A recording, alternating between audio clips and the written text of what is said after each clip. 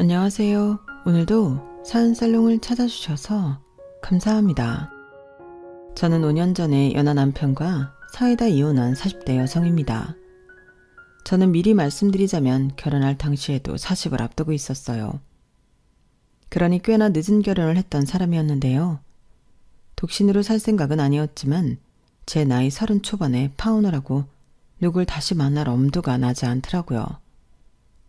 그래서 조금은 소극적이게 내 짝이 있으면 언젠가는 만나겠지 하며 일과 제 생활에만 집중했는데 이렇게 연하의 남자에게 적극적인 구애를 받게 될 줄은 꿈에도 몰랐어요. 참고로 저와 전 남편의 나이 차이는 8살이었어요. 그렇기 때문에 저에게 있어서 그 남자는 단 한 번도 남자였던 적이 없었는데 제 친동생보다도 나이가 어렸거든요. 때문에 남편은 저에게 있어서 아직 세상을 잘 모르는 부하 직원이었어요.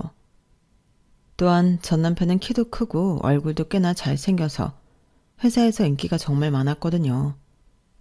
그런 사람이 저를 좋다고 공개적으로 쫓아다니니 저게 지금 나를 가지고 장난을 치나? 그런 생각에 처음에는 불쾌하고 당혹스러웠어요. 그런데 시간이 지나고 그 마음이 진심일지도 모른다는 생각을 하게 되니 점점 기분이 나쁘지 않게 되었는데요. 살면서 그런 경험은 처음이었거든요. 저도 나름 외모에 있어서는 젊은 여자들에게 꼴리지 않는다는 생각은 있었지만 그래도 나이라는 건 어쩔 수 없는 부분이 있으니까 대놓고 잘난 척은 하지 못했어요. 그건 너무 주책이잖아요. 그 어린 친구들이 볼 때는 제가 자기들보다 주름이 하나라도 더 있을 거고 피부 탄력도 떨어져 보였겠죠. 그래서 저는 외모가 아닌 능력으로 승부를 보는 이 다음에 닮고 싶은 멋진 상사로 나름 이미지 관리를 하고 있었는데요. 엉뚱하게도 회사에서 인기가 가장 많은 젊은 남자에게 구애를 받는 연상 상사가 되었으니 저는 하루아침에 시기와 질투의 대상이 되었어요. 그래도 제 위치가 상사이고 능력으로 따지면 제가 한참 위였으니 저에게 함부로 까부는 직원은 없었는데 자기들끼리는 수군거리며 별소리를 다 하더군요. 아무래도 팀장이 뒤에서 성수 씨를 꼬셨겠지. 자기 능력 있다고 승진시켜주겠다고 했을지도 몰라. 그래. 그리고 서 팀장네 집도 좀 산다고 하지 않았어?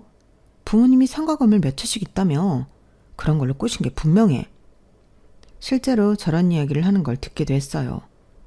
그러니 마음 같아서는 그런 적 없거든? 하고 나서서 따지고 싶을 때가 한두 번이 아니었는데 저는 그렇게 제 이미지를 망치고 싶진 않았죠. 지들도 오죽 나이 많은 상사에 밀려 별이 꼬이면 저런 생각을 하겠나. 가진 자의 여유를 좀 보고 싶었는데요. 거기에 저는 그 문제에 연하남 부하 직원을 불러 단도직입적으로 물었어요. 저도 마냥 노란할 수는 없으니 그놈의 진짜 마음이 무엇인지 확인하고 싶었거든요. 그래서 저기 내가 지금 성수 씨 때문에 많이 곤란한데 왜 그러는 거야? 설마 진짜로 나 좋아하는 거 아니지? 라고 물었는데 그놈은 배시시 웃으며 제가 생각하지 못한 의외의 대답을 하더군요. 저 팀장님 진짜 좋아해요. 제가 좋아하지도 않는 여자를 일부러 좋아한다고 떠들고 다닐 이유가 없잖아요. 저 팀장님 처음 봤을 때부터 반했는데 팀장님은 전혀 모르셨구나. 하긴 그러니까 내가 그렇게 티를 내도 몰랐겠지. 그래서 그냥 대대적으로 좋아한다고 말한 거예요. 이렇게 말하는데 오히려 적반하장으로 남편은 서운하다며 입을 삐죽거렸어요. 그렇게 자기가 저에게 존재감이 없었냐고 묻더라고요. 그래서 저는 개의치 않는다는 듯 나한테 성수 씨는 마냥 나이 어린 부하 직원이야. 우리 나이 차이 얼마나 나는지 알지? 이렇게 말했는데 남편은 이미 자기도 다 안다며 자기는 나이는 중요하지 않다고 하더군요. 그러면서 사이나 조건보다 어떤 사람이냐가 제일 중요한 거 아니겠냐고. 자기는 원래 그런 것보다 그 한 사람만 본다고 했는데 당연한 그 말이 어째 좀 저를 심쿵하게 만들었어요. 저도 이런 말이 좀 쑥스럽지만 남녀의 사랑은 조건보다 사랑이 더 중요하다고 생각하는 사람이었거든요.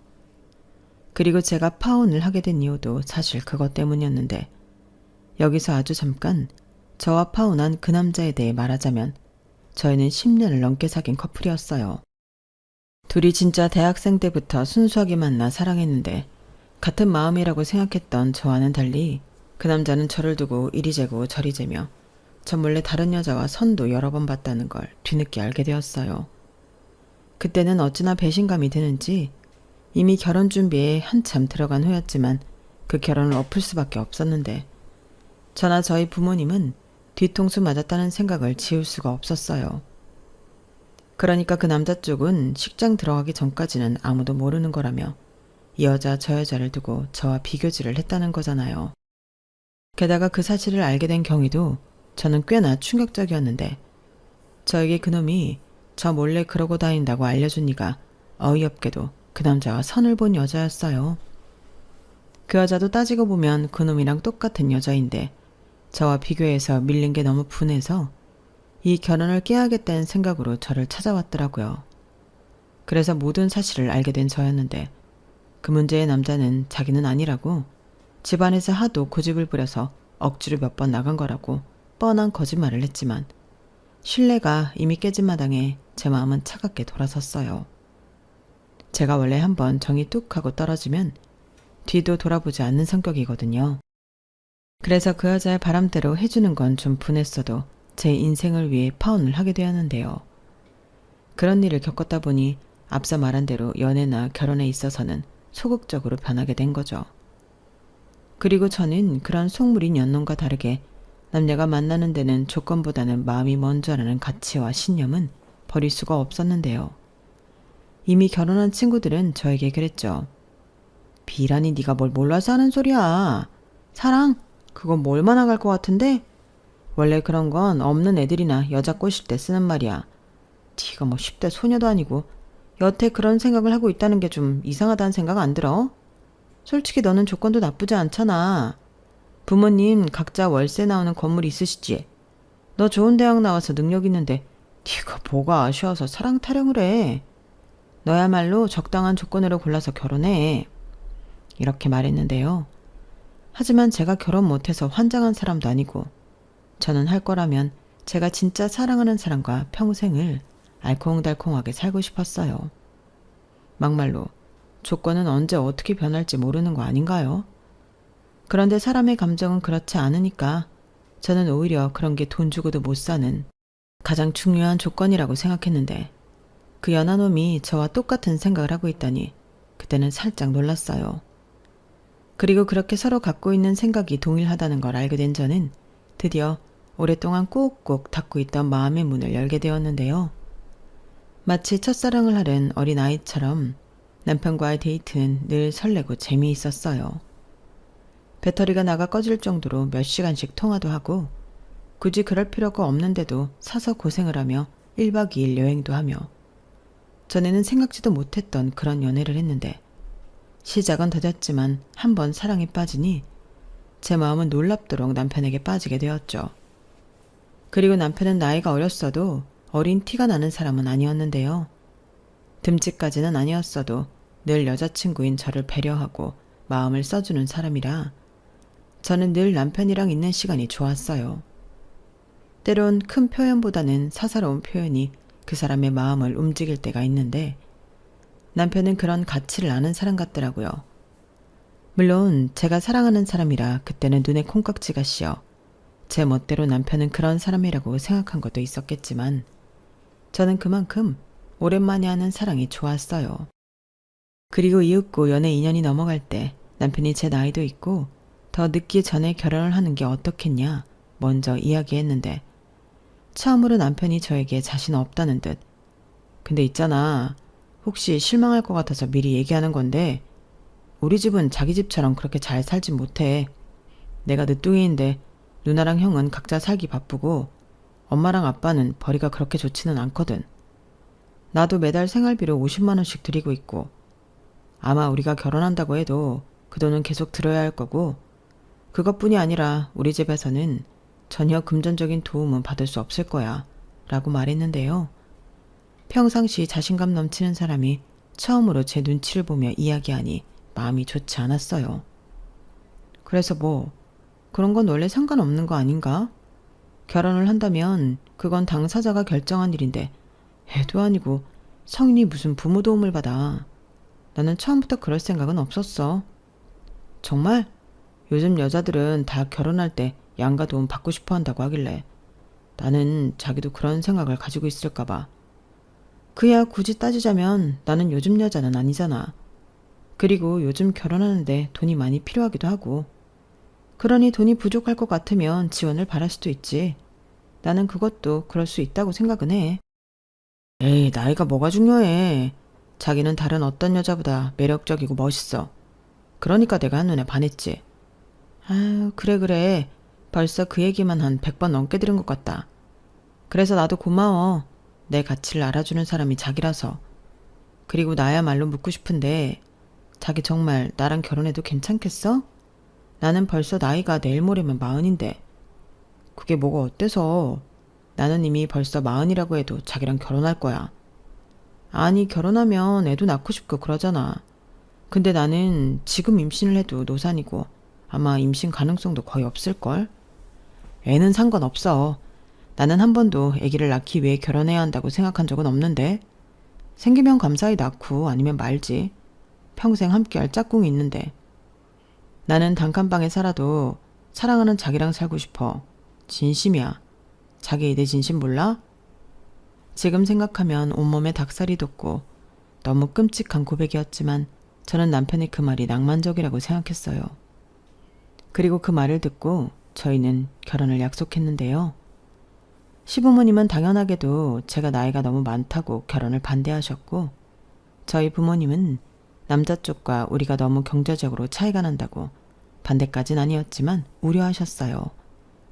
그래서 저에게도 재차 물으셨는데 제가 괜찮다고 내가 좋아하는 사람이라고 말씀을 드리니 저희 엄마가 이렇게 말씀하셨어요. 엄마 아빠는 네가 원하면 누구든 상관없어. 엄마 아빠는 우리 딸 안목을 믿으니까. 그래, 우리 딸이 한다고 하면 하는 거지. 그래, 엄마는 응원할 거야. 이렇게 말씀하셨는데 다행히 남편이 무슨 감언이설로 부모님을 설득했는지 알 수는 없지만 시부모님 반대도 생각보다 길진 않아서 저희는 무사히 결혼식을 올릴 수 있었어요. 그리고 남편 말대로 양가 도움을 받지 않았던 저희 부부는 저희 힘으로 결혼식을 시작해 신혼집과 신혼살림까지 모두 해결했는데요. 남편이 모았다는 돈은 4천만 원 정도여서 집이나 차, 그 밖에도 큰 돈 들어가는 건 모두 제가 했죠. 그러니 당연하게도 명의가 필요한 것들은 전부 제 앞으로 하게 되었는데 남편의 돈으로는 자잘한 것들을 해결했어요. 예를 들면 이불, 커튼, 그릇 같은 걸 샀는데 시간이 지나 보니 남편 돈으로는 주로 예쁜 쓰레기를 많이 샀더라고요. 하지만 그때는 그런 것도 모르고 우리가 함께 쓸 물건이니 같이 고르고 사는 게 재미있고 행복하기만 했는데 그러면서 누가 돈을 더 많이 쓰고 덜 쓰고는 중요하지 않았죠. 그리고 맹세코 저는 해준 것 없는 시댁이라고 절대 무시하거나 만만하게 생각하지도 않았는데요. 어찌됐든 제가 사랑하는 남자를 낳아준 부모님이시고 나이 많은 며느리를 허락해 주신 감사한 분들이 저희 시부모님이셨기 때문에 저는 늘 시댁에 갈 때마다 양손 무겁게 시댁을 방문했어요. 또한 다른 며느리들처럼 차근차근 아부도 떨면서 잘 보이려 나름 노력도 했는데 그런 제 노력 때문인지 시부모님도 언제 저를 반대했었냐는 듯 저에게 잘해주셨죠. 그리고 시댁에 가면 맛있는 것도 많이 만들어주시고 저희가 집에 갈 때는 냉장고를 다 털 기세로 반찬이며 하다못해 과일까지도 모조리 싸주시기도 하셨는데 그러니 저는 이 정도 고부 사이면 어디 가서 잘 지낸다고 말할 수 있을 것 같았어요. 특히 남편은 제가 시어머니와 잘 지내는 걸 은근히 좋아했는데 자기 누나는 애교도 없고 살가운 구석이 하나도 없었다며 제가 자기 누나보다 낫다고 고마워하더라고요.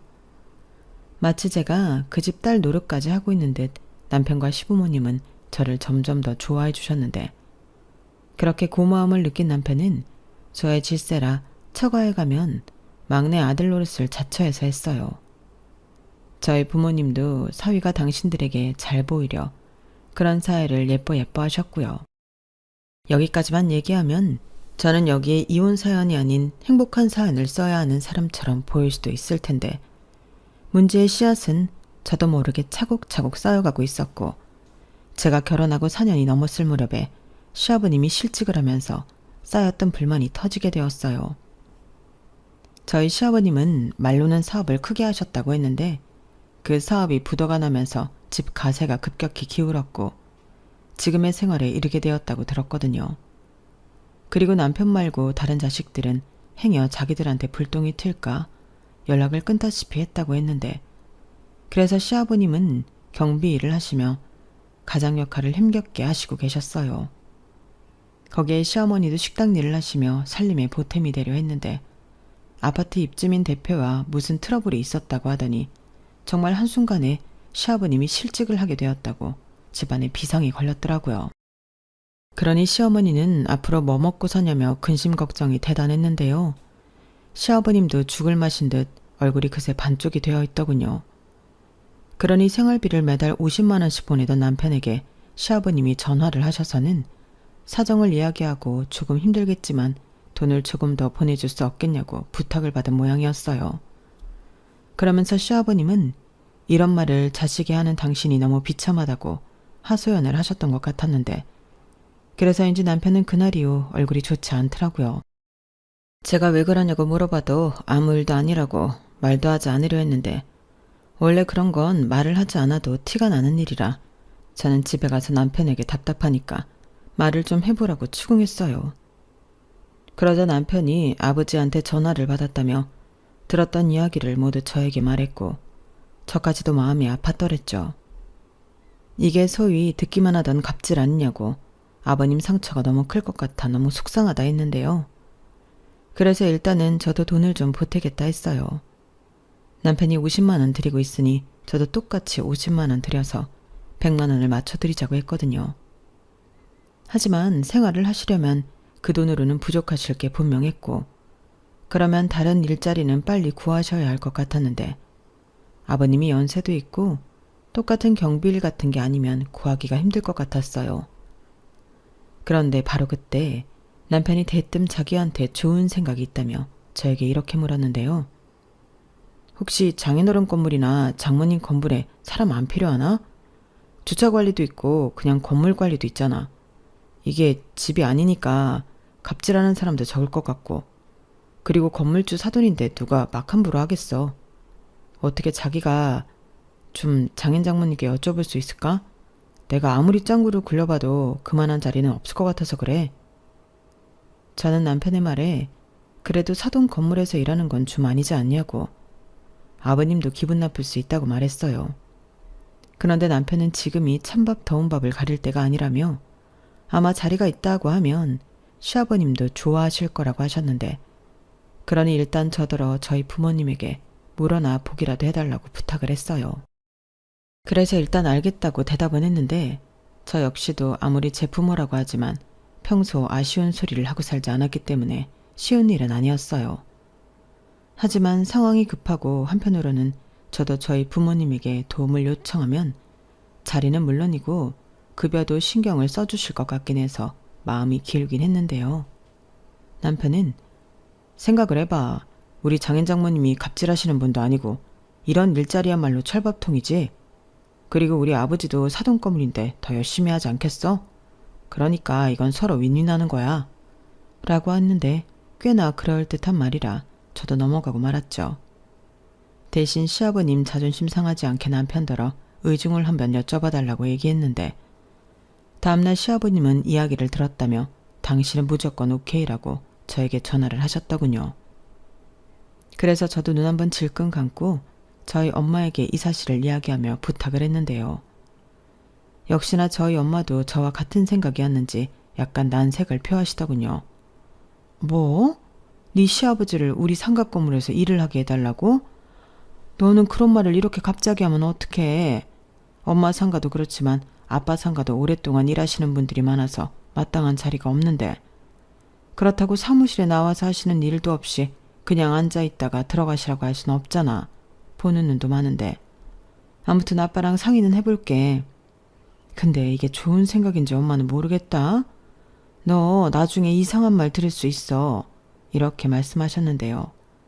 저도 자식이니 할 수 있는 부탁이지 이건 말도 안 되는 청탁이라는 걸 알기에 약간은 막무가내로 부탁을 드렸어요. 솔직히 말하자면 시아버님이 연세도 있고 저희 엄마 말처럼 사무실에 나가서 놀다 오시면서 돈벌이를 하실 수 있으면 그게 제일 좋지 않을까 하는 잘못된 마음도 있었는데 그때까진 저도 시부모님을 좋아하고 걱정하는 마음이 있었거든요. 하지만 제 생각과 달리 상황은 180도로 달라졌는데 그때는 얼마나 놀랐는지 지금도 그 더러운 기분이 아주 생생합니다. 시어머니가 어디 빌어먹을 곳이 없어서 사돈 건물에서 허드렛 일을 하냐고 완전 뒤집어지신 거예요. 저는 시어머니의 그런 모습을 그때 처음 봤는데 남편도 어쩔 줄 몰라 하며 아무 말도 하지 못하더군요. 문제는 이 아이디어를 제가 아니라 남편이 낸 거잖아요. 그런데 거기에 나서서 내가 부탁한 일이다. 그러니 와이프는 아무 잘못도 없다. 이 한마디를 못하는데 저만 시아버님 자존심은 안중에 없고 건물주 친정 믿고 잘난 척하는 되바라진 며느리가 돼버렸어요. 그리고 그뿐만이 아니었는데 시아버님도 당신이 오케이라고 저에게 전화까지 하셔놓고는 아무 말도 못하시는 거예요. 그날은 결국 그렇게 저만 시어머니에게 호되게 당하고 집에 돌아왔는데 진짜 억울하고 성질이 올라오던지 저는 참았던 분노를 남편에게 모두 쏟아냈어요. 당연하잖아요. 제가 누구 때문에 저희 엄마한테 아쉬운 소리를 하고 또 시어머니에게 욕을 먹었는데요. 그리고 그 와중에 일이 더 커질까 시어머니에게 남편을 일러바치지 못한 저였는데 그때는 그런 제 자신도 알아주지 않는 것 같아 남편이 미치게 원망스러웠어요. 그래서 둘만 있을 때 나는 네 놈을 위해 욕을 먹었는데 너는 나를 위해 뭘 했냐고 저는 결혼하고 아니 연애 때도 내지 않은 화를 그때 남편에게 모두 쏟았는데요. 그러자 남편은 이제 와서 미안하다며 저를 붙잡고 싹싹 빌더군요. 그런데요, 여러분은 그거 아세요? 이미 미안하다고 하는 사람한테 화를 내봤자 열받는 사람은 화내는 사람뿐이라는 걸요. 그리고 이상하게도 남편의 말을 듣고 있으면 그럴 수도 있겠다 하고 이해가 되던 저였는데 그때는 나란 애는 왜 이리도 이해심도 넓은지 정말 미칠 노릇이었어요. 우리 엄마가 한번 뒤집어지면 진짜 무섭거든. 자기도 아까 진짜 잘 참은 거야. 그때 괜한 소리 했으면 자기 완전 우리 엄마한테 찍혔다니까? 몰라. 나는 벌써 어머니한테 찍힌 것 같아. 이미 나를 오해하고 계시잖아. 미안해. 나도 엄마가 저렇게까지 화를 낼 줄은 몰랐지. 진짜 정말 미안해. 됐어. 미안하면 뭐해. 이미 나만 온팡 뒤집어 썼는데. 이제 어쩔 거야. 내가 죄인이야. 그래도 내가 타이밍 봐서 내가 얘기한 거라고 이실직고 할게. 엄마는 진짜 아빠 잘려서 걱정이고 하소연할 때는 언제고 왜 그렇게 오바라는 거야. 사돈 건물이면 뭐가 어때? 사돈 건물이니까 더 좋은 거지. 설마 사돈인데 쉽게 자르실 거야? 그리고 일도 고된 일은 안 키실 거고 돈은 좀 더 신경 써서 줄일 텐데 엄마는 진짜 하나만 알고 둘을 몰라. 저는 남편의 말을 듣고 기분이 이상했어요. 저 역시 다른 사람도 아니고 우리 시아버님이신데 우리 부모님이 좀 신경 써주시면 좋겠다 하는 마음은 있었지만 이 인간도 순수한 마음에 부탁한 게 아닌 것 같아 좀 당황스럽더라고요. 그래서 이 일은 이제 다시는 언급하지 말라고 남편한테 화를 내며 못을 박았는데 문제는 다음날 시아버님이 자기는 여전히 저희 부모님 상가에 자리가 나면 아무 일이나 하고 싶다고 말씀을 하셨다는 거였어요. 아니 당일에는 자기 마누라 앞에서 한마디도 못한 양반이 뒷수습을 누구더라라고 저렇게 나오시는 걸까요? 저는 난감할 수밖에 없었고 시아버님에게 저는 시어머니의 허락을 받아오시지 않으면 어렵다고 말씀드렸어요. 그러자 시아버님은 그건 안 된다고 하셨는데 당신 생각에는 시어머니 몰래 일을 하는 것도 좋은 방법일 것 같다고 하셨어요. 적당한 곳에 취직했다고 거짓말을 하면 시어머니도 모를 거라나요? 그러시면서 이건 저와 남편 그리고 본인만 아는 비밀로 하자 하시는데 저는 그렇게는 어려울 것 같다고 조심스럽게 말씀드렸어요. 가뜩이나 며느리가 시부모를 무시해서 그런 일자리나 주며 동정하려 했다고 기분 나빠하시는 시어머니를 속이는 일 따윈 하고 싶지 않다고 말씀드렸어요. 그러니 아버님도 포기하시라 말씀드렸는데 시아버님은 당신 좀 제발 살려달라고 가족들에게도 말하지 못한 사정이 있다 하셨어요. 내가 말이야 여기저기 조금씩 돈 빌린 곳이 있어. 큰 돈은 아닌데 그래도 이게 지인한테 빌린 돈이라 안 갚으면 큰일 나거든. 그리고 나이 먹어서 하는 경비 일에는 4대 보험이 없어서 실업급여도 안 나와. 그러니 돈 갚을 길이 전혀 없는데 아가, 내가 이렇게 부탁하마, 어?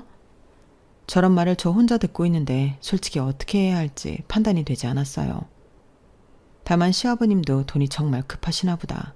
이 마음은 있긴 했는데 아무리 그래도 시어머니가 저리 싫어하는데 그걸 무릅쓰고 시아버님의 부탁을 들어드리기는 겁이 나더라고요.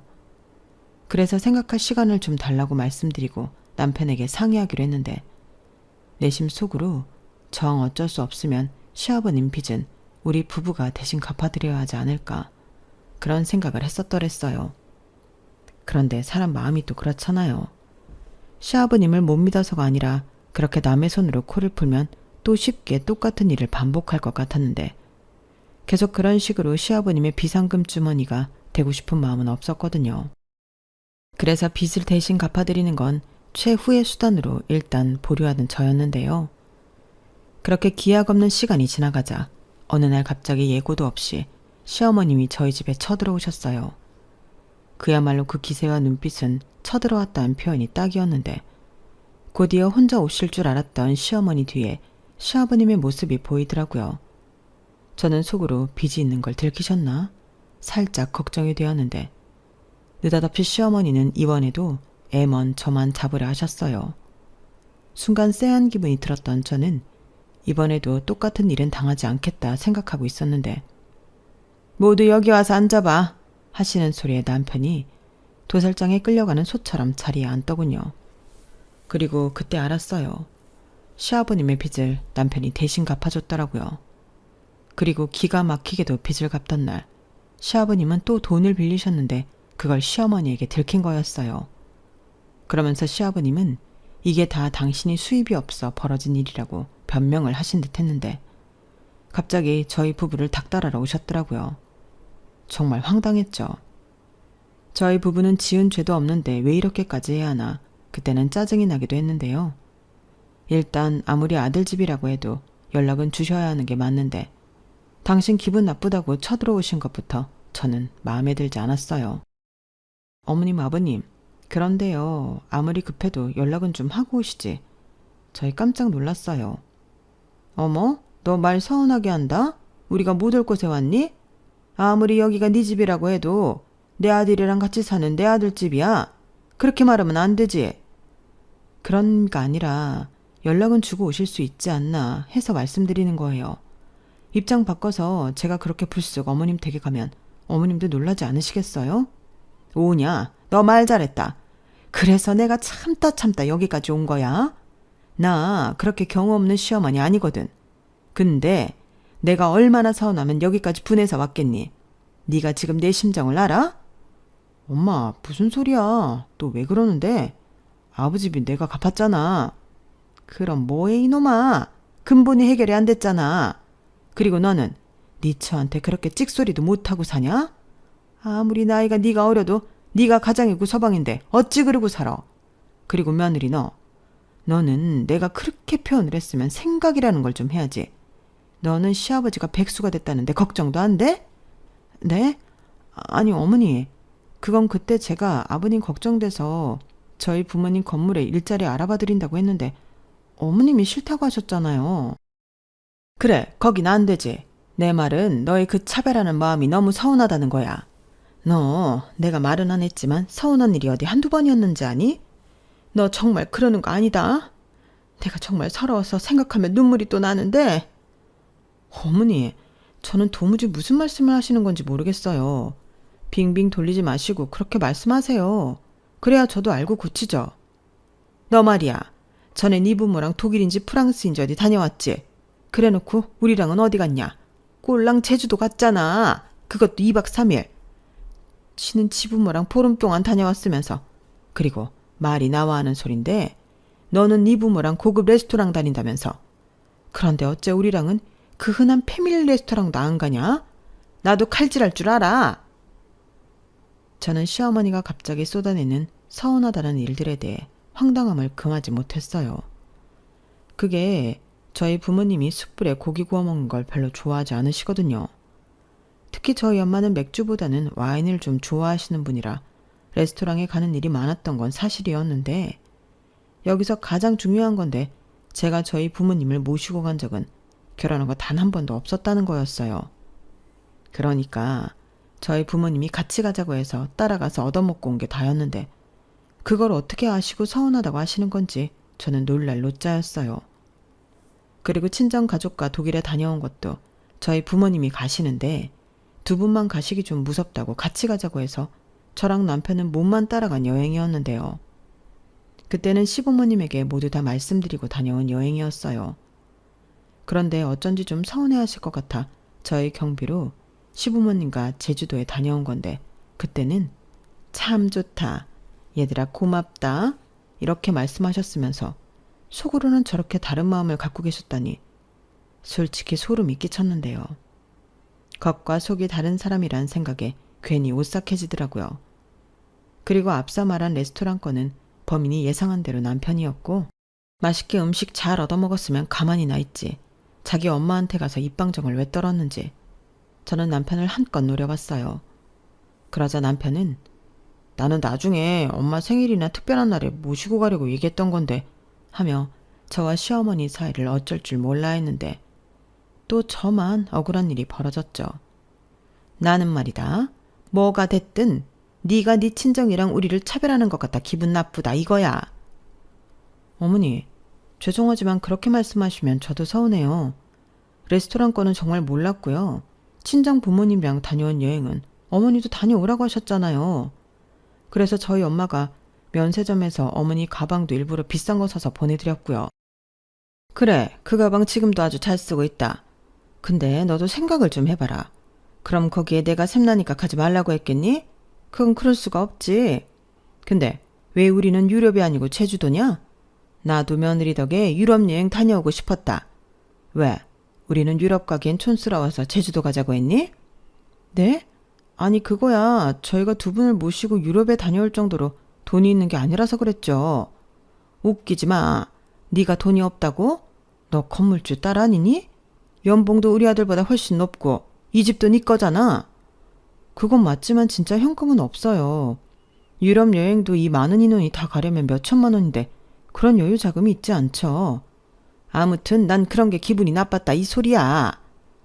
저는 시어머니 말에 더는 빈정이 상해 아무 말도 하고 싶지 않았어요. 겉으로는 그동안 얼마나 많은 걸 비교하고 마음에 쌓아놓으셨을까, 무서운 사람이라는 생각밖에는 들지 않았는데요. 정작 저희 집에 갑자기 쳐들어오신 용건은 그게 아니더군요. 그때는 저도 설마 하고 예측이 되긴 했는데, 역시나 시아버님이 실직하게 되었으니 이참에 그냥 생활비를 넉넉히 매달 달라는 말씀을 하고 싶으셨나 보더라고요. 그것도 무려 매달 300만 원씩 달라고 하셨는데, 당신도 이젠 식당 일이 힘들어 못 하신다고 이젠 돈 많은 며느리 덕 좀 보고 살고 싶다 하셨어요. 아니 300만 원이 누구 집 강아지 이름인가요? 그리고 그 말을 하기 위해서 앞에 레스토랑이니 여행이니 자기 서운하다 밑밥을 까셨던 건데, 순간 나를 정말 무슨 돈 많은 호구로 하나? 오랜만에 어른 앞에서 성깔이 올라오더라고요. 그래서 월 100만 원도 매달 들기 부담스러워 고민하고 있었는데 200도 아니고 300이라니 저는 단칼에 어렵다고 말했어요. 그때 아마도 저도 제 표정 관리를 못했을 것 같은데 시어머니는 아랑곳하지 않고 저희 친정을 들먹이기 시작하더라고요. 만약에 니네 친정이 이런 상황이라고 하면 너는 가만히 있을 거야? 네가 먼저 네 월급 니네 친정 다 갖다 준다 했겠지.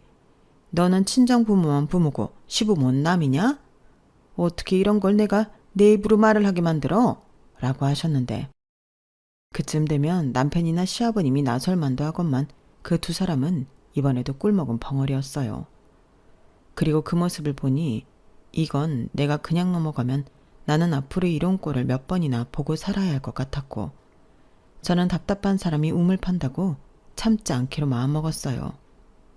어차피 저도 그때는 참을 수도 없는 상태였는데 이참에 시어머니와 두 번 다시 이런 일로 부딪히지 않게 단판을 지어야겠다는 생각이 강하게 들더라고요.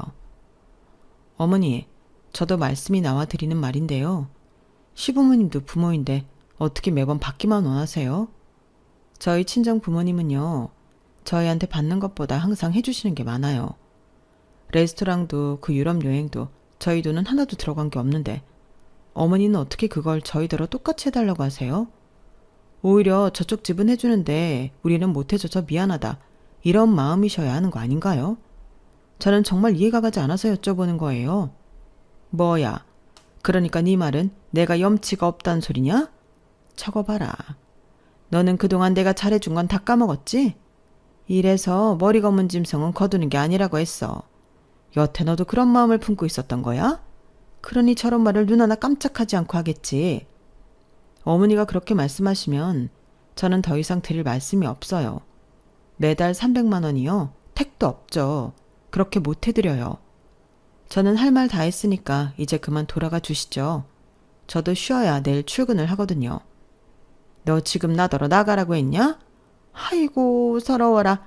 동네 사람들 여기 시부모 개무시하는 며느리 좀 보세요. 이래서 돈 없으면 죽어야 한다는 말이 있지. 저승사자는 뭐하나? 돈 없는 우리 안 잡아가고.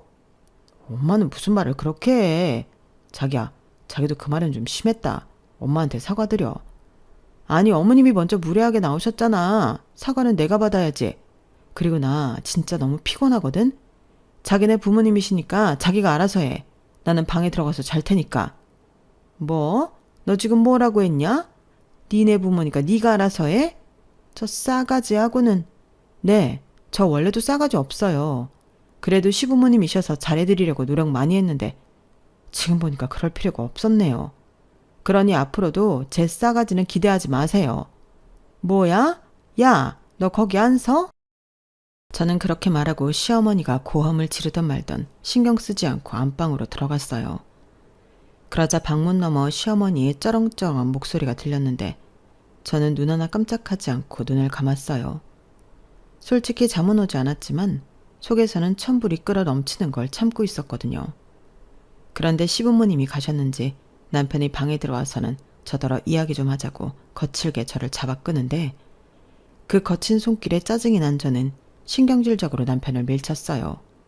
그러자 남편이 아이씨 하고 큰 소리를 냈고 이게 소위 말하는 몸싸움인가 싶었죠.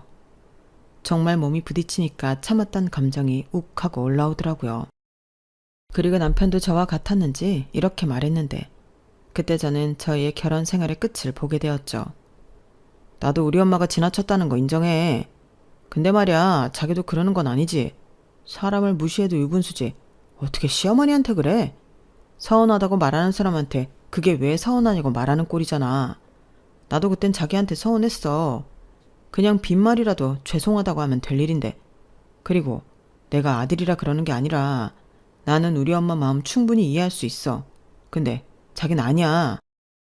이해하긴 뭘 이해해. 그럼 매달 300만 원씩 드리자는 거야? 근데 나도 진짜 이해하고 싶은데 이해가 안 돼서 그래.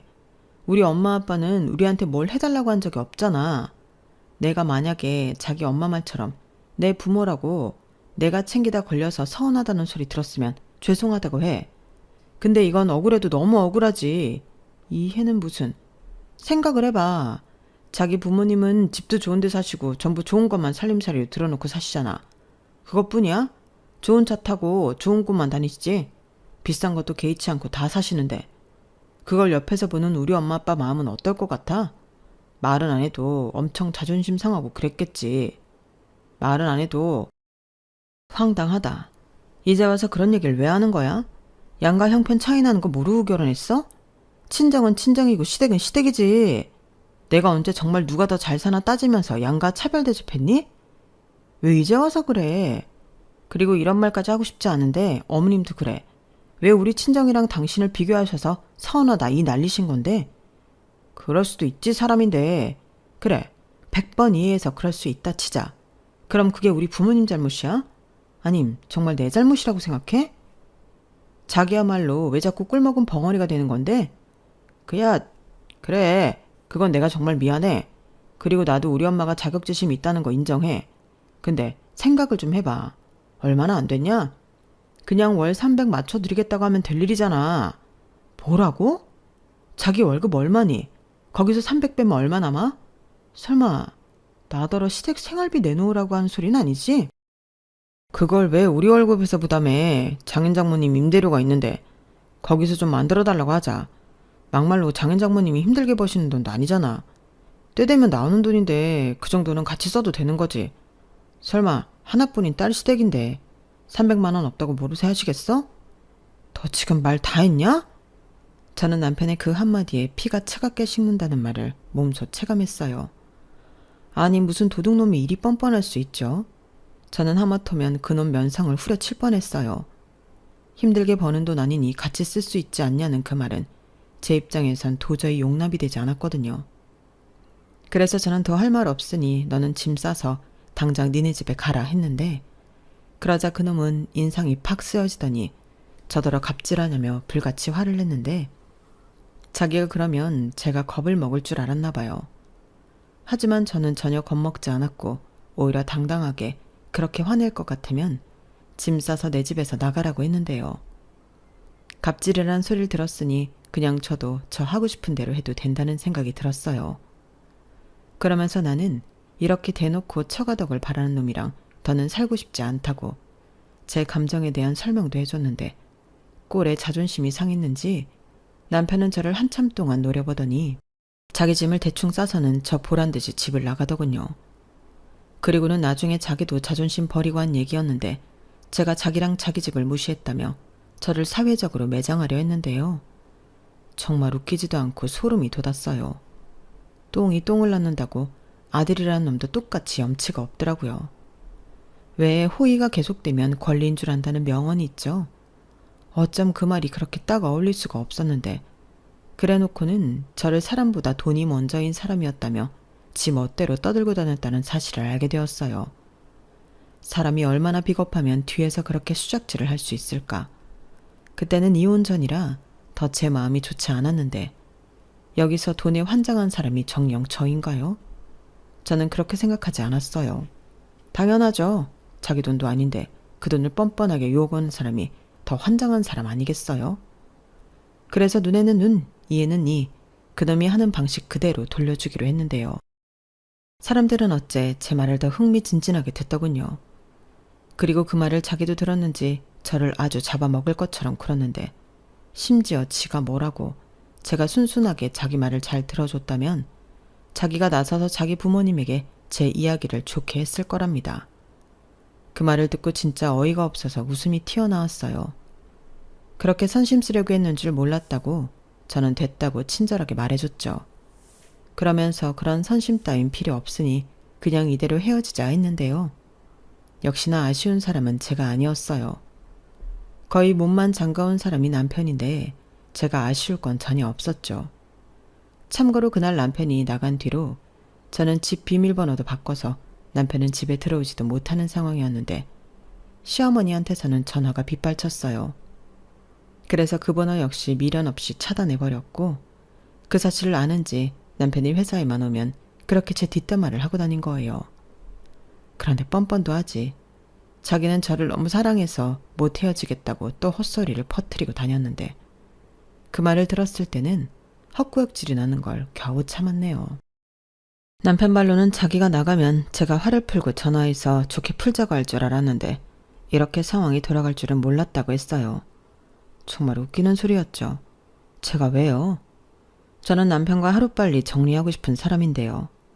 그래서 그런 거머리 같은 생각을 품고 있는 사람과는 서로라도 가족으로 엮여있고 싶지 않아 법으로 하기로 마음을 먹었는데 다행히 부모님의 소개로 변호사님을 소개받을 수 있었어요.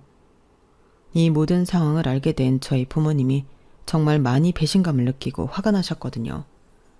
그래서 하루라도 빨리 그런 놈이랑은 정리하라고 하셨는데 그렇게 이혼 소장을 받게 된 남편과 시댁은 뒤집어졌어요. 제가 일부러 시부모님도 같이 보라고 시댁으로 소장을 보냈거든요. 그러자 남편이 회사에서 저더러 시부모 부양 의무를 저버렸기 때문에 귀책 사유는 저한테 있다고 정말 자기랑 이혼을 하고 싶으면 위자료를 달라고 했는데 저는 눈 하나 깜짝하지 않고 누구한테 귀책이 있는지 법으로 따져보자고 했어요. 그러니 너도 얼른 변호사 선임을 하라고 친절하게 알려줬는데 상식으로 보나 법으로 보나 저는 이미 제가 유리하다는 걸 알고 있었죠. 그래서 괜히 돈 쓰고 힘 빼지 말고 잘 알아보라고 조언도 해줬는데 결국 뭐 이놈은 계란으로 바위치기 할 기세도 없는 놈이었는지 순순하게 이혼 도장을 찍었어요. 그러고는 어디서 무슨 소리를 들었는지 금방 꼬랑지를 내리고는 저한테 잘못했다 빌더라고요.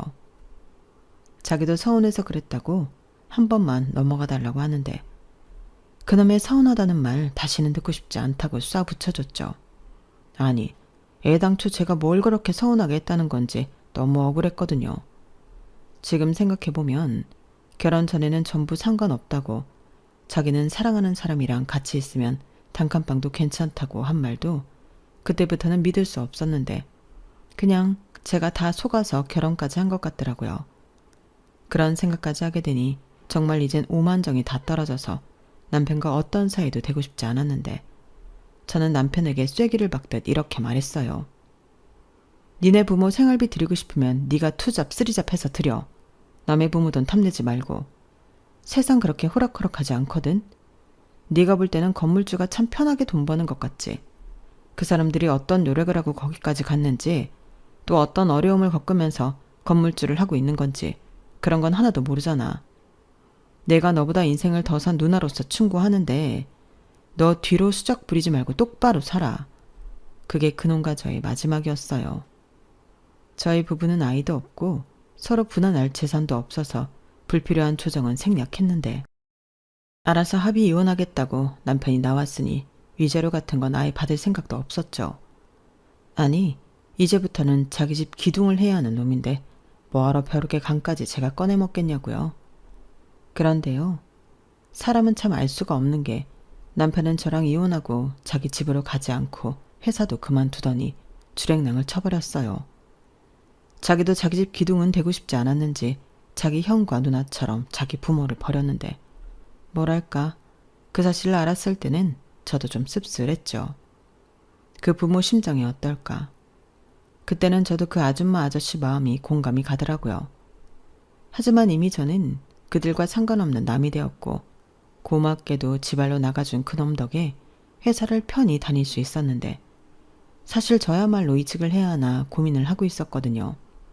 그런데 그놈은 아마도 사람들이 자기를 두고 수군거릴 걸 생각하니 자존심이 상했나 봅니다. 그 인간은 그런 놈이니까요. 아닌 척했어도 자격지심 쩔고 자존감은 낮은데 자존심만 센 그런 놈인 줄 진작에 알았다면 결혼까지는 하지도 않았을 텐데 지나간 일이지만 지금도 유감스러운 마음은 어쩔 수 없더라고요. 다만 지난날의 깨달음이 있으니 앞으로는 똑같은 실수를 하지 않기로 제 자신과 약속했는데 이제부터는 그 사람을 더 정확하게 알기 위해 전에는 함부로 마음을 주는 일은 없도록 할 생각입니다. 이미 나이도 많고 새로운 사람을 만나 연애를 하기보단 그저 성별 상관없이 함께 나이 들 수 있는 싱글 친구나 있으면 더할 나위 없이 좋을 것 같은데 글쎄요, 그런 인연을 제가 만날 수 있을까요? 부디 저와 비슷한 생각을 가지고 있는 사람이 있다면 언제고 내 인생에 나타나주길 소망하며 저는 이만 마지막 인사를 드려야 할 것 같습니다. 지금까지 제 이혼 사연이었고요. 제 사연 끝까지 함께 해주셔서 대단히 감사드려요. 그럼 여러분들은 사람한테 뒤통수 맞는 일 따윈 평생 없길 바라며 오늘 하루도 즐거운 날 되시길 바라겠습니다. 고맙습니다. 여러분, 사연 댓글에 응원과 현명한 조언 부탁드려요. 좋아요와 구독은 저에게 큰 힘이 됩니다. 오늘도 좋은 하루 되세요.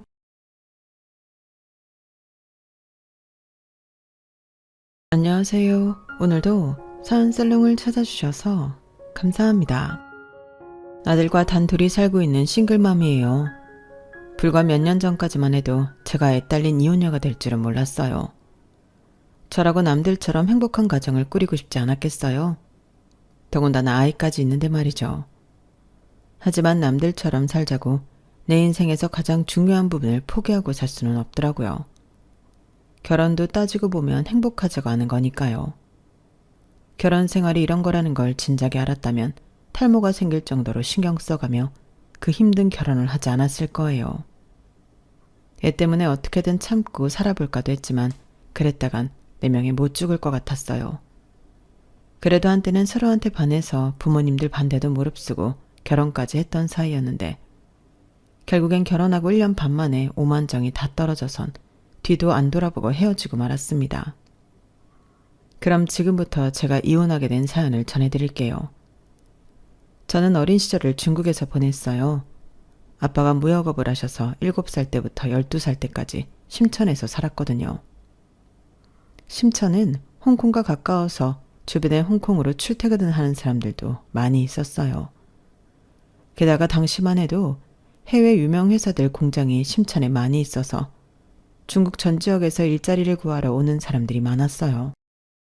미국에 아메리칸 드림이 있듯이 중국엔 심천 드림이 있다는 말이 있을 정도였죠. 하지만 화무 11홍이라고 영원할 것 같던 심천의 부흥은 세계적으로 발생한 전염병과 그 밖에도 중국 정부의 정책 탓에 해외 기업들이 하나둘 심천을 떠났고 심천 드림을 안고 심천으로 향했던 전국의 노동자들은 하루아침에 실업자가 되고 말았어요. 문제는 그 다음이었어요. 극심한 빈부차에 상대적 박탈감을 느끼던 실업 노동자들이 폭도로 변해버린 거예요. 하루는 온 가족이 외식을 하러 나간 참이었는데 아빠가 운전하던 우리 차가 신호 때문에 잠시 도로에 멈춰선 순간 벌어진 거예요. 엄마가 앉아있던 보조석 유리가 강도가 던진 벽돌에 맞아 산산조각이 났고 창으로 강도 손이 들어와 엄마가 들고 있던 백을 빼앗아 달아났어요. 백에 들어있던 지갑과 휴대폰 귀중품들을 잃어버린 것도 문제지만 가장 큰 문제는 엄마가 다쳤다는 거였어요. 얼굴을 비롯해 온몸에 깨진 유리 파편을 박혔고 갑작스런 강도의 소용으로 충격을 받아서 한동안 차를 타지 못할 정도로 트라우마에 시달려야 했어요. 그때부터 엄마는 한국으로 돌아가고 싶다는 말을 하기 시작하셨어요. 아빠는 당장 사업을 접고 한국으로 갈 수는 없다고 반대하셨고요. 지금껏 부모님이 사소한 말다툼은 있었어도 저희 남매 앞에서 심하게 다투신 적은 없었는데 그때는 정말이지 하루가 멀다 하고 싸우셨어요. 당장이라도 짐을 싸서 한국으로 돌아가려는 엄마를 아빠는 조금만 기다려보면 중국 상황이 나아질 거라고 설득하셨어요. 하지만 아빠의 기대와 달리 시간이 지날수록 치안 상태는 점점 더 안 좋아졌어요. 아파트 출입문은 두꺼운 철문으로 하루 종일 닫아놓았고 아파트 주민들도 아파트에 출입할 때는 경비원들의 삼엄한 검색을 받은 후에야 출입이 가능했어요. 거기다 돈 때문에 아이들을 유괴하는 나쁜 놈들이 많아서 저랑 동생은 밖에서 뛰어노는 건 꿈도 못 꾸게 되었어요. 위치적으로 홍콩과도 가까워서 주말에 홍콩 디즈니랜드로 자주 놀러 다닐 수 있었던 살기 편한 심천이었지만 점점 더 사람 살기 힘든 곳으로 변해버렸어요. 설상가상으로 아빠 사업도 몇 년 사이 많이 어려워져서 더는 그곳에서 버티기 힘들어졌어요. 그렇게 우리 가족은 한국행을 결정하게 되었어요. 중국에서 살 때는 아빠 사업이 그래도 괜찮은 편이어서 부족함 없이 풍족한 생활을 할 수 있었지만 한국에 돌아온 이후에는 이전과는 완전히 다른 상황이었어요. 거기다 한국 물가가 생각보다 높아서 허리띠를 꽉 조여야 했어요. 한국에 들어오면서 운영하던 회사를 정리한 아빠는 전에 함께 일했던 동료의 도움으로 취직을 할 수 있었어요. 회사 대표로 있던 시절과는 비교도 안 될 정도로 월급이 줄었음에도 불구하고 퇴근 시간 이후나 주말에도 업무에 시달려야 했어요. 아빠 혼자 벌이려는 생활이 불가능해서 엄마는 엄마대로 아르바이트를 시작했어요. 살림도 해야 하고 저희 남매도 챙겨야 해서 반타임 정도만 일할 수 있는 김밥집에서 일하게 되셨거든요. 중국에서 오래 살다 보니 한국어보다 중국어가 편했던 동생과 저는 언어 때문에 반아이들한테 놀림도 많이 받았어요. 그래도 중국어를 잘해서 좋은 점도 있었는데 그건 바로 또래들보다 한자를 많이 한다는 거였어요. 제가 초등학교에 다니던 때는 초등학생들 사이에서 한창 한자 능력 시험이 인기였는데 동생과 저는 그런 면에서 많은 덕을 봤어요. 역시 아이들이 적응이 빠르다고 동생과 저는 금세 한국 생활에 적응했어요. 친구를 사귀고 같이 어울려 놀기 시작하면서 한국어도 눈에 띄게 늘었어요. 처음 전화 갔을 때 어눌한 한국어 발음과 짧은 어휘력 때문에 놀리던 아이들도 이제는 더 이상 놀릴 거리가 없어졌을 정도로요. 어른들이 그런 말을 하잖아요. 젊을 때 많은 경험을 하라고요. 어떻게 보면 저는 어린 시절을 중국과 한국에서 보냈기 때문에 양국과의 언어와 문화를 습득할 수 있었고 그 덕을 보고 살 수 있었어요. 저는 대학에서 중국어학과를 나온 뒤 관련 회사에 취직해 한국과 중국을 오가며 일을 하게 되었거든요. 남편을 만나게 된 것도 직장 안에서였어요. 남편과 같은 직장에 다녔던 건 아니고 남편은 저희 협력업체 직원이었는데 한동안 협업을 하면서 가까워졌어요. 저는 좀 계산이 흐린 편인데 남편은 아무리 가까운 사이라도 계산이 확실하더라고요. 예를 들어 저는 후배들이 밥을 사달라고 하거나 커피를 사달라고 하면 거절을 잘 못했어요. 그냥 내가 돈 한 번 쓰고 분위기 화기애애하게 끌고 가는 게 낫다고 생각하는 편이었거든요. 그런데 그걸 이용하는 사람들이 꼭 있더라고요. 여러 번 당해주면 호구 잡히는 거라는 건 저도 모르는 게 아니지만 그래도 그렇다고 그런 걸로 얼굴 붉히거나 화를 내기도 좀 그랬어요. 그런데 그걸 본 남편이 자기 일처럼 나서주더라고요. 차미연 씨, 정도껏 하세요. 이주은 대리님이 차미연 씨 먹여 살리려고 직장 다니는 건 아니지 않습니까? 자기 밥은 자기 돈으로 사 먹읍시다. 아니, 내가 뭘 그렇게 인주은 대리님한테 얻어먹었다고 그래요. 그냥 선배니까 후배한테 밥 좀 사달라고 했던 건데 그게 뭐 그렇게 잘못했다는 거예요? 그리고 그걸 왜 임성준 대리님이 따지세요? 혹시 두 분 사귀세요? 그런 거 아니면 협업 끝나고 볼 일도 없는 사람이 왜 끼어들고 난리래? 진짜 웃겨. 먹기 놈이 썩는다고 후배는 자기 잘못은 생각 않고 저 대신 따져주는 남편한테 오히려 화를 냈어요. 그러면서 사람들 앞에서 우리 두 사람이 무슨 관계라도 되는 것처럼 오해성 발언을 했어요. 저 때문에 아무 관련도 없는 남편이 말도 안 되는 루머에 엮이는 게 미안해서 더는 가만히 있을 수가 없었어요. 그래서 안 되겠다 싶어 제가 한마디 하려고 했는데 남편이 먼저 입을 열었어요. 차미연 씨, 입사 몇 년 차예요? 2년 차인데요. 그건 왜요? 난 또 사회 초년생인 줄 알았는데 오래 일하셨네요. 그런 성격 가지고도. 맞아요. 우리가 협업 끝나면 다시 안 볼 사이긴 하죠. 그래서 이렇게 함부로 소설까지 써가며 논점을 흐리려고 하는 모양인데 그럼 나도 안 볼 각오하고 솔직하게 말할게요. 회사는 차미연 씨 집이 아니에요. 직장에서 만나는 상사나 후배들도 당연히 차미연 씨 가족이 아니고요. 그러니까 함부로 피해주지 말고 함부로 무례하게 굴지 마세요. 여기서 차미연 씨를 위해서 밥값을 내줘야 하고 커피값을 내줘야 하는 사람은 아무도 없어요. 그렇게 공짜가 좋으면 집에 가서 부모님한테 달라고 하거나 형제 자매한테 말해보세요. 공사는 구분 좀 하란 얘기입니다. 그리고 이주은 대리님이랑 내가 사귀냐고 물었죠. 그런 질문도 상당히 무례하고 건방진 질문입니다. 당장 사과하세요. 진정성 있는 사과를 해야 할 겁니다. 그에 따라 상부에 보고할지 말지를 결정할 거니까요. 딱 부러지는 남편의 대응에 후배 직원은 더 이상 아무 말도 못하고 사과를 했어요. 상부에 보고하겠다는 말에 겁을 먹었는지 비굴할 정도로 굽실거리며 머리를 조아리더군요. 남편의 도움으로 상황은 잘 정리가 되긴 했지만 그렇다고 기분이 좋지는 않았어요. 내가 너무 멍청하게만 느껴졌거든요.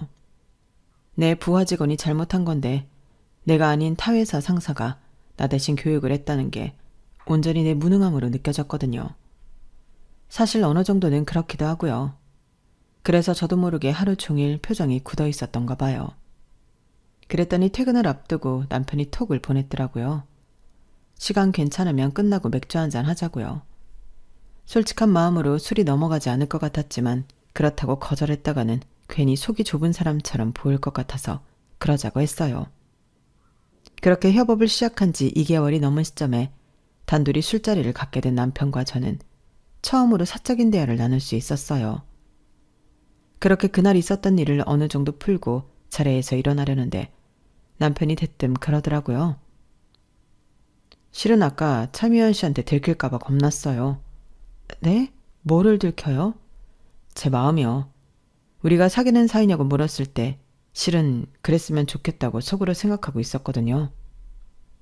남편의 그 말이 너무 뜬금없기도 하고 어떻게 반응해야 할지도 모르겠어서 아무 말도 못하고 있었더니 남편이 그럴 줄 알았다는 표정으로 말하더군요. 이주연 대리님 성격상 이런 반응을 보일 거라고 예상은 했어요. 지금 속으로 이 남자가 나 가지고 장난하나? 내가 그렇게 만만해 보이나? 이런 생각하고 있죠. 전곡을 찌르는 남편의 말에 역시나 저는 아무 대답도 못했어요. 아까 내가 월권행위를 했다는 거 잘 알고 있어요. 그 점에 대해 이주연 대리님한테 미안하게 생각해요. 그런데 저 원래 남의 일에 끼어들고 그러는 성격 아니에요. 몇 달 동안 저를 봐서 알겠지만 내가 타인을 위해 희생하거나 타인을 위해 총대를 매는 성격이 아닌 건 아시죠? 그런 제가 왜 이번 일에는 내 일처럼 나섰을까요? 남자가 남의 일을 내 일처럼 받아들이고 총알바지로 나서는 건 딱 한 가지 이유예요. 그 사람이 좋으니까. 그거 외엔 없어요. 주은 씨, 내가 싫은 게 아니라면 지금부터라도 잘 좀 봐줬으면 좋겠어요. 내가 인간미는 좀 떨어져도 내 사람한테는 우리라는 사람이거든요. 혹시 회사 사람들 눈치 보여서 망설여진다면 그럴 거 없어요. 우리가 직장 동료도 아니고 협업 끝나면 우리가 사귀든 결혼을 하든 회사 눈치 볼 일 없잖아요. 그러니까 나 좀 진지하게 봐주세요. 언제 어디서든 말로 상대방을 후드려 팰 수 있는 남자가 그 순간만큼은 제게 잘 보이려고 애교 섞인 말을 쏟아내는 걸 보고 기분이 묘해졌어요. 나와는 정반대 성격이라서 가끔은 부럽기도 하고 때로는 불편하기도 했던 사람이 그날은 왠지 귀엽게만 느껴졌거든요. 그리고 이상하게 그날 이후부터 자꾸 남편한테 눈길이 가고 별거 아닌 남편의 행동들이 제 마음속에 담기기 시작했어요. 그러다 협업이 끝나고 각자의 회사로 돌아간 이후 우리는 정식으로 사귀기 시작했어요. 아무래도 한 공간에 있을 때 교제를 시작하면 어디서고 티가 나도 날 것 같아서 미뤄왔거든요. 제가 좀 소극적이고 예민한 편이라서 남편한테 그렇게 하자고 한 거예요. 남편도 그런 제 뜻을 따라주었고요. 연애를 시작하고는 예상대로 남편이 주도권을 쥐고 만남을 이어갔어요. 저보다 경제관념 좀 확실하고 매사에 똑 부러진 사람이라서 자연스레 그렇게 됐거든요. 같이 있다 보면 자신도 모르는 사이 상대방을 닮아간다고 남편과 연애를 하면서부터 저도 성격이 조금씩 변해갔던가 봐요. 직장 동료들한테서 성격이 변했다는 말을 종종 듣게 됐거든요. 전에는 다수를 위해 내가 참고 희생하는 부분이 많았다면 남편과 사귀게 된 이후로는 그런 희생이 많이 줄어들었어요. 거기다 약간 흐리던 계산이 전보다는 많이 약아졌고요. 덕분에 전처럼 남한테 억울한 일을 당하는 일은 많이 사라졌어요. 따지고 보면 이게 다 남편 덕분인 셈이었죠. 하지만 남편과 연애가 좋은 점만 있었던 건 아니에요. 솔직히 데이트를 할 때마다 이렇게까지 해야 하나 싶을 정도로 불편한 점이 많았거든요. 처음 사귀기로 했던 시점에 동의했던 부분이라서 따르긴 했지만 좀처럼 익숙해지지 않을 것들이었어요. 그건 바로 데이트 비용이었어요. 주은 씨, 우리 데이트 비용 말야. 만날 때마다 각출할까? 아니면 데이트 비용 통장을 만들까? 난 데이트 비용 통장이 편할 것 같은데 어떻게 생각해? 제가 그동안 연애를 안 해본 건 아니지만 한 번도 데이트 비용 통장을 따로 만들어서 써본 적이 없어서 그런 개념 자체가 좀 낯설었어요. 그래도 남편이 워낙 확실한 걸 좋아하는 사람이니까 하는 게 낫겠다 싶었어요. 그때까지만 해도 만나서 밥 먹고 차 마시고 하는 돈을 한 번에 데이트 비용 카드로 계산하나 보다 생각했는데 이게 웬걸? 그 정도가 아니더라고요. 주은 씨가 마신 음료가 6,400원이지? 나는 마셨으니까 4,200원. 그럼 주은 씨가 2,200원 더 썼네? 참, 데이트 비용 내역서는 각각 정리하는 걸로 할까? 혹시라도 나중에 서로 기억이 달라서 문제될지도 모르니까 말이야. 그럼 오늘 쓴 돈 주은 씨도 정리해도?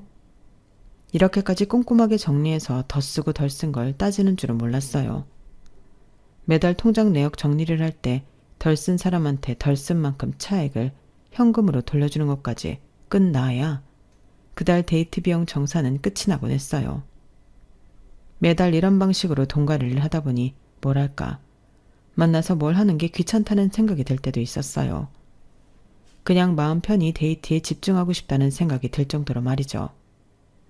이런 불편함에도 불구하고 나머지 부분은 딱히 불만이 없었어요. 남편은 생산적인 일을 좋아하는 사람이라서 함께 있으면 저도 덩달아 발전하는 기분이 들었거든요. 매사에 성실하고 약속 시간도 칼같이 지키는 사람이라서 그런 점도 마음에 들었고요. 딱 하나 금전관리 부분이 좀 거슬리긴 하는데 뭐 어쩌겠어요. 세상에 완벽한 사람은 없는걸요. 일찍 결혼한 친구들 얘기를 들어봐도 차라리 금전적으로 확실한 남자가 낫다는 말을 많이 하더라고요. 예, 내 남편은 지랑 나랑 똑같이 버는데도 매번 자기 집에 돈을 더 써야 하는 것처럼 말한다? 우리 집은 제사도 안 지내는데 매번 시댁에서 제사 지낼 때마다 제사 비용 보내드리라고 그러질 않나. 내 조카들 입학 졸업식 땐 입 싹 닦다가 자기 조카 졸업할 때는 선물로 노트북을 사주자고 그러더라니까. 그러면서도 너무 당당해. 너무 어이없지 않니? 그런 남자들에 비하면 네 남자친구는 개념 있는 사람인 거야. 물론 연애할 때는 좀 야박하게 느껴질 수도 있겠지만 결혼해서 내 남자가 됐을 땐 훨씬 그게 낫다니까. 친구 얘기를 들어보니 맞는 말인 것 같았어요. 결혼하면 어차피 공동재산이 되는 건데 확실한 게 흐린 것보단 낫겠다 싶었거든요. 그래서 금전적인 문제는 오히려 가볍게 취급하고 넘어가게 되었어요. 나중에 이 문제가 어떤 결과를 불러올지 그땐 까맣게 몰랐거든요. 둘 사이에 결혼 얘기가 나오고 얼마 뒤 양가 부모님께 말씀드렸어요. 둘 다 결혼 정년기이기도 했고 안정된 직장도 있었기 때문에 처음엔 반대 없이 진행이 잘 되는가 보다 생각했죠. 그런데 남편이 저희 집에 인사를 드리고 간 이후 저희 아빠가 제 결혼을 탐탁치 않게 생각하시더라고요. 이유는 남편 성격 때문이었어요. 사내 녀석이 소갈딱지가 완전 쫌팽이야. 너 저런 놈이랑 결혼하면 평생 짜잘한 잔푼돈 때문에 신랑이 하며 살아야 돼. 남자는 남자가 잘한다고 저런 놈은 안 돼. 그러니까 아빠 말 들어. 아빠, 어떻게 사람을 한 번 보고 판단을 해? 그리고 돈 문제에 예민한 건 시간이 지나면 차차 나아질 수 있는 거잖아. 그게 뭐 그렇게 중요하다고 그래? 이 녀석아, 사람 성격은 고칠 수 있는 게 아니야. 지금이야 눈에 콩깍지가 씌어서 못 느끼는 거지. 한번 살아봐라. 뭐가 제일 거슬리고 널 힘들게 할지. 그러니 아빠 말 좀 들어. 평소엔 제 말이라면 다 들어주시는 아빠였지만 그때는 이상하게 느껴질 정도로 고집을 부리시며 결혼을 반대하셨어요. 그 바람에 아빠 눈에 잘 들기 위해 아빠한테 선물도 많이 해드리고 아빠와 남편이 얘기를 나눌 수 있는 술자리도 자주 잡아가며 노력을 했어요. 처음엔 남편한테 눈길도 안 주시던 아빠는 조금씩 저와 남편의 노력을 봐주시기 시작했어요. 반년 넘게 아빠한테 공들인 이후에야 가까스로 결혼 허락을 받을 수 있었어요. 그 기간 동안 따로 들어간 제 돈만 해도 수백이라는 게 문제였지만요. 아빠는 남편이 사다 드린 선물들이 남편 주머니에서 나온 돈인 줄 알고 계셨지만 고스란히 제 통장에서 나간 돈으로 사드린 거였으니까요. 아무튼 큰 돈을 들이고서야 하게 된 결혼은 그나마 순조롭게 흘러갔어요. 평소 데이트할 때와 같은 방식으로 결혼 비용도 똑같이 부담해서 집을 구하고 살림을 채우고 예식 장비랑 청첩장, 스드메 비용을 처리했어요. 남편이 워낙 금전적인 부분에 있어서는 확실한 사람이라 할인도 많이 받고 허투루 나갈 돈도 많이 절약할 수 있었어요. 거기까진 좋았는데 신혼여행지에 도착하자마자 생각지도 못한 결혼 비용 문제로 얼굴을 붉히게 됐지 뭐예요. 자기야, 이 내역서는 뭐야? 아, 그거 자기가 추가로 내야 할 금액이야. 자기도 알다시피 자기 웨딩드레스 비용이 내 턱시도 렌트 비용보다 훨씬 비쌌잖아. 거기다 헤어 메이크업 비용도 그렇고. 그래서 추가분 정리해둔 거니까 내 통장으로 입금해줘. 평소에 남편이 조금도 손해보지 않으려고 엄격하게 n분의 1을 고수하는 건 알고 있었지만 그게 결혼 준비에도 포함되리라고는 상상도 해본 적 없던 터라 놀라지 않을 수가 없었어요. 그런데 자기야, 그건 내가 원해서 그 금액으로 한 게 아니잖아. 결혼식 예복 비용이 애초에 남자보다는 여자 드레스가 비싸게 책정된 걸 나보고 어쩌라고. 헤어나 메이크업도 마찬가지고 말이야. 억울한 마음에 남편한테 사정해 보았지만 결과는 달라지지 않았어요. 그 일로 저는 빈정상에서 신혼여행 내내 남편과 냉랭하게 지냈어요.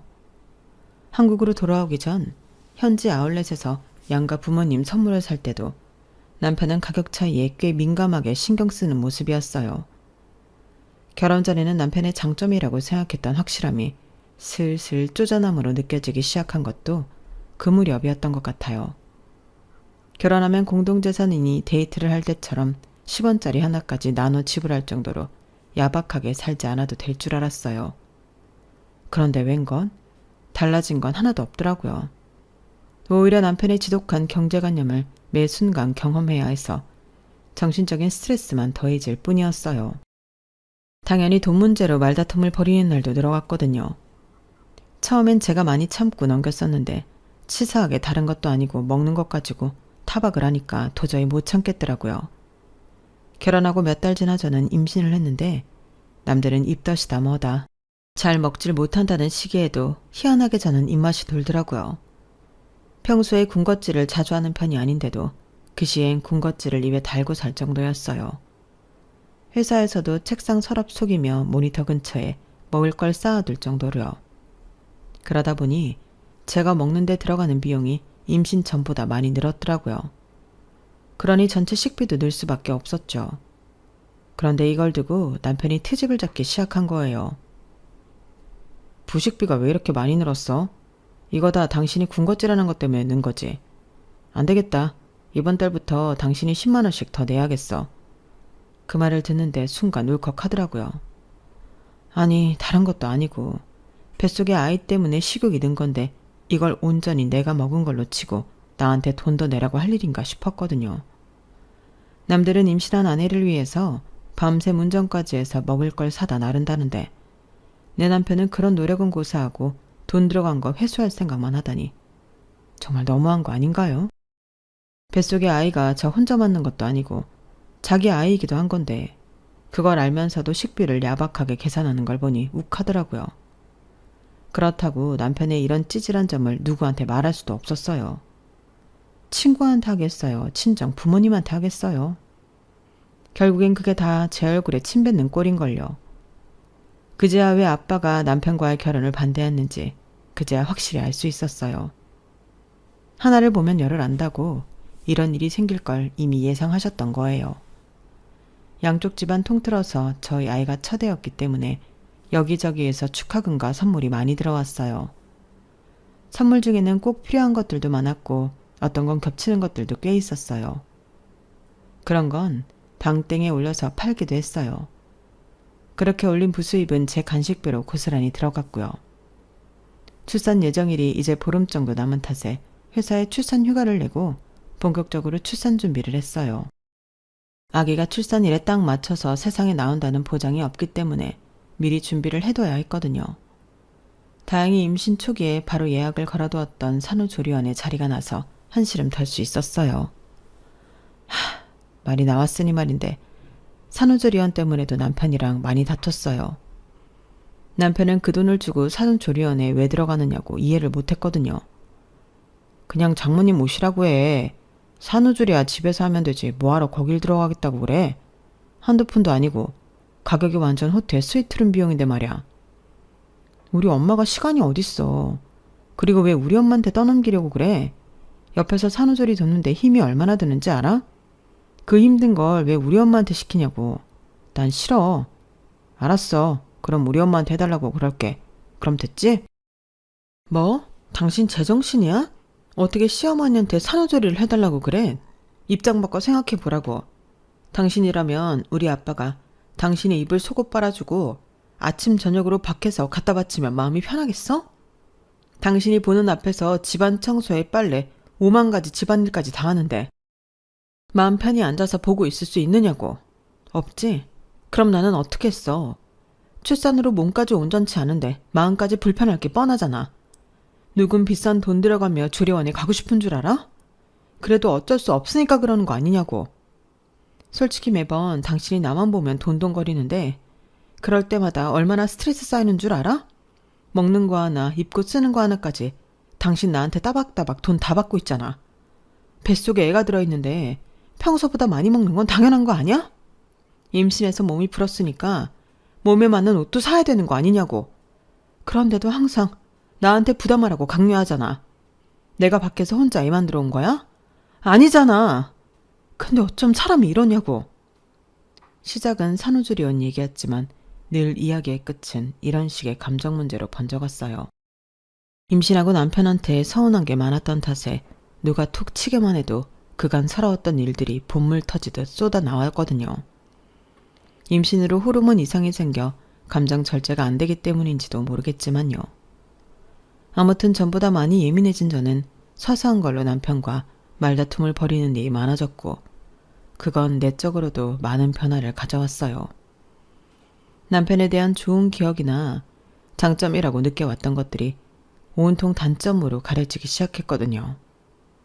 남편의 행동 하나하나가 치사하고 치졸하게 보이니까 인간 자체에 대한 애정이 사라지더라고요. 그리고 얼마 뒤 그런 변화에 확실하게 방점을 찍는 사건이 벌어지고 말았어요. 출산 예정이 이틀 전에 아들을 출산한 저는 예약해둔 조리원에서 산후조리를 했어요. 조리원 비용을 양가 부모님이 반반 부담해 주신 덕분에 그곳에 있는 2주 동안은 마음 푹 놓고 지낼 수 있게 됐거든요. 남편도 자기 돈 들어가는 게 아니다 보니 전과 달리 별말이 없더라고요. 그렇게 2주간 산후조리를 마치고 집에 돌아갔는데 그날 밤 남편이 그러는 거예요. 산후조리원 말이야. 확실히 비싼 값을 하긴 하더라. 그치? 아무래도 그렇지. 돈만 있으면 한 일주일 더 있다 나오고 싶더라니까. 그래서 말인데 당신도 2주 동안 쉬다 왔으니까 이번엔 나도 좀 쉬고 올게.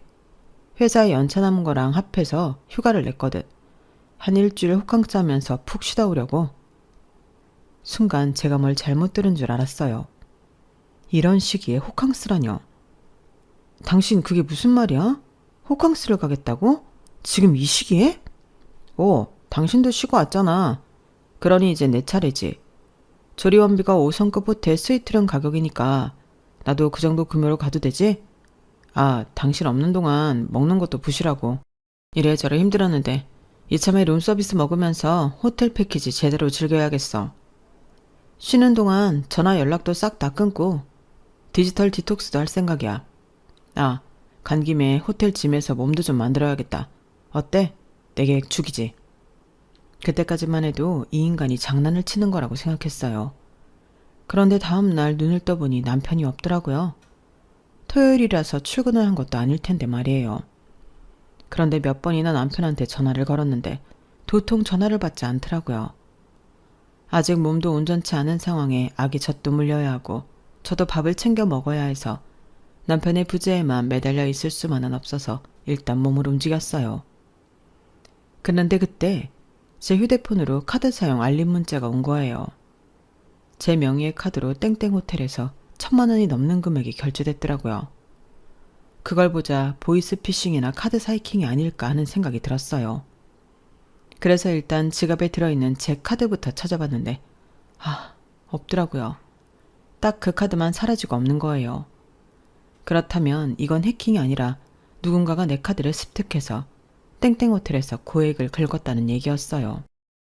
당시엔 어떻게든 결제를 막아야 한다는 생각에 카드사에 전화해 신고부터 했어요. 그렇게 신고를 하고 1시간쯤 지났을까요?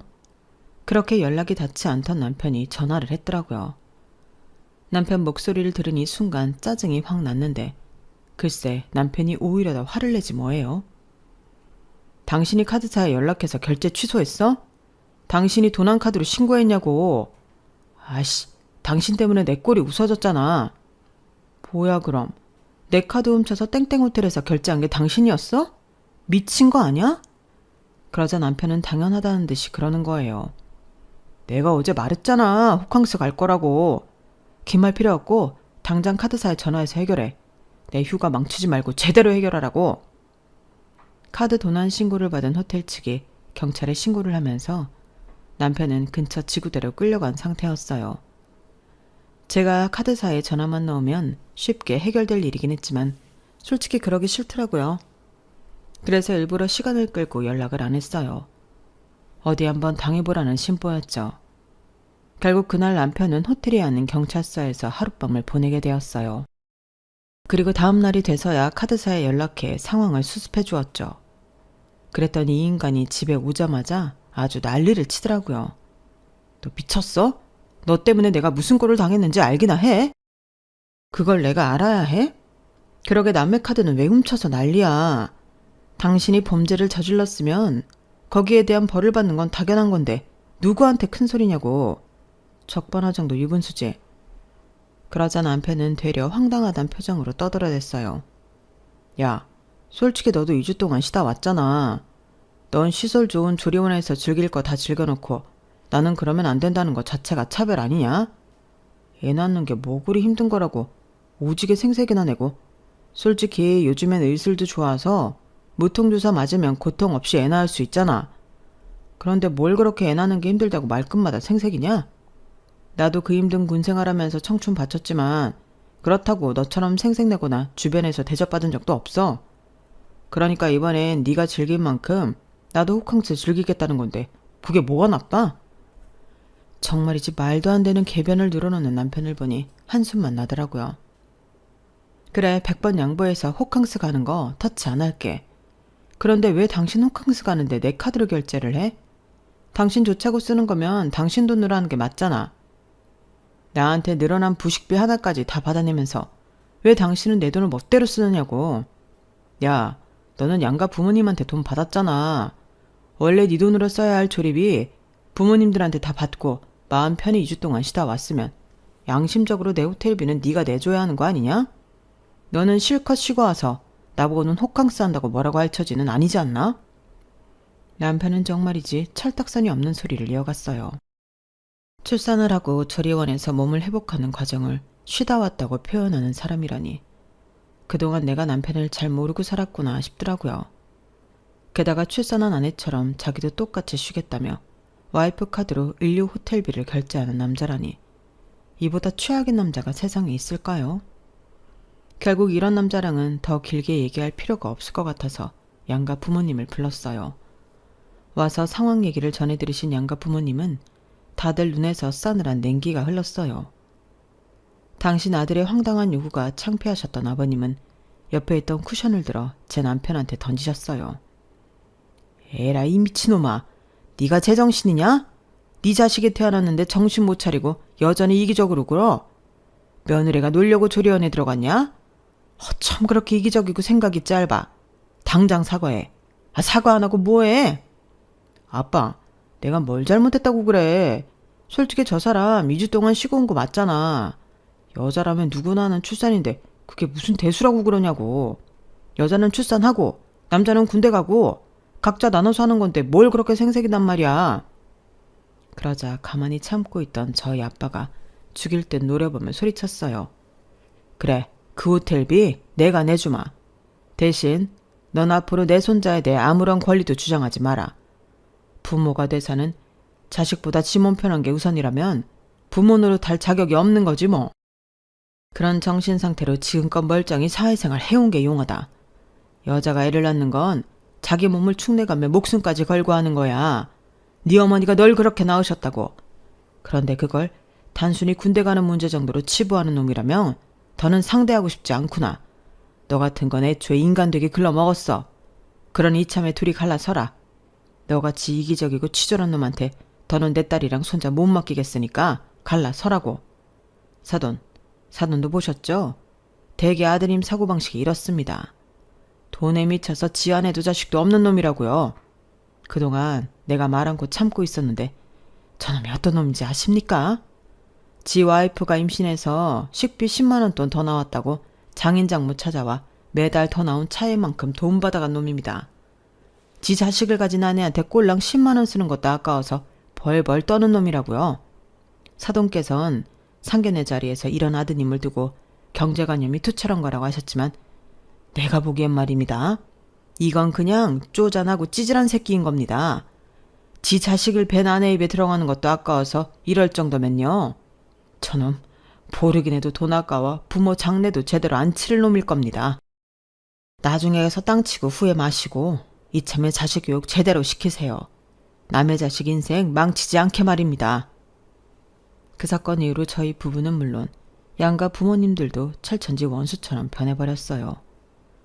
그리고 그해 가을 우리 부부는 합의이혼을 했어요. 남편은 양육비를 받지 않겠다는 조건하에 친권까지 제게 넘겨주었어요. 그 얘기를 들은 저희 아빠가 그러시더라고요. 그놈은 돈만 준다면 지 부모도 팔아먹을 놈이야.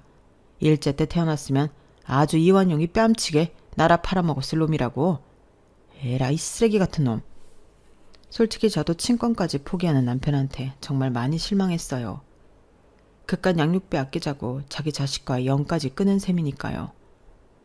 우리 아들이 나중에 이 사실을 알면 얼마나 슬플까 생각하니 더더욱 남편을 용서하기 힘들었어요. 그래서 이렇게 사연까지 보내게 된 거고요. 이혼을 하고 몇 년이 지난 지금은 많은 게 안정적으로 자리를 잡아서 아들과 단둘이 지내는 매 순간이 행복하기만 합니다. 물론 아침에 아이를 떼어놓고 출근을 하는 건 여전히 힘들지만 그래도 퇴근 후 아들의 웃는 얼굴을 보면 하루 종일 쌓였던 피로가 확 풀리는 기분이 들곤 해요. 돈으로는 바꿀 수 없는 세상에서 가장 귀한 미소거든요. 동계산에만 능한 남편 같은 인간은 죽을 때까지 경험할 수 없는 감정이겠지만요. 앞으로 싱글맘으로 살아가려면 힘든 고비들이 한두 번이 아니겠지만 그래도 힘을 내볼 생각입니다. 저한테는 내 인생에서 가장 귀한 보물인 아들이 있으니까요. 그걸 제대로 지키기 위해서라도 노력해야 하니까요. 지금까지 제 사연을 들어주셔서 감사합니다. 다들 건강하시고 행복하세요. 여러분, 사연 댓글에 응원과 현명한 조언 부탁드려요. 좋아요와 구독은 저에게 큰 힘이 됩니다. 오늘도 좋은 일 가득하세요.